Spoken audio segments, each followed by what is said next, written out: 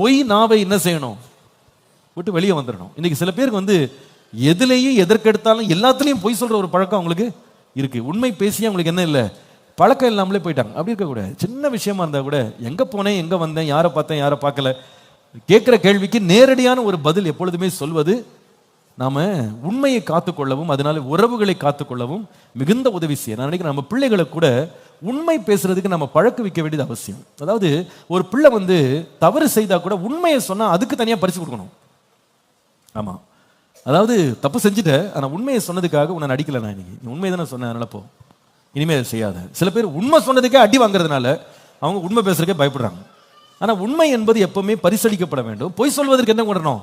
தண்டனை வரணும். அப்போ பிள்ளைகளுக்கு என்ன பழக்கம் வந்துடும் அப்படின்னு கேட்டா, நம்ம தப்பு பண்ணா கூட உண்மையை சொல்லிட்டா நமக்கு என்ன கிடைக்கும்? விதிவிலக்கு இருக்கு, நமக்கு கொஞ்சம் இறக்கம் கிடைக்கும், கிருபை கிடைக்கும், நம்ம பொய் சொல்லக்கூடாது அப்படின்ற ஒரு பழக்கம் உங்களுக்கு வந்துடும். நம்ம எப்பவுமே உண்மையை சொல்லும்போது அதுக்கு நம்ம ரொம்ப கௌரவம் கொடுக்கணும். பரவாயில்ல, நீ தவறு பண்ணாலும் நீ உண்மையா இருந்த, உன் இருதயத்தில் உண்மை இருந்தது, அதனால நான் உன்னை வந்து நான் தண்டிக்கிறத கொஞ்சம் குறைச்சிக்கிறேன் அப்படின்னு சொல்லும்போது அவளுக்கு சரியான மெசேஜிங் அவர்களுக்கு போகும். உண்மையாக இருப்பது உறவுகளை மிகுந்த ஆழமாக கட்டி காக்கும் என்பதை மறந்துவிடக்கூடாது.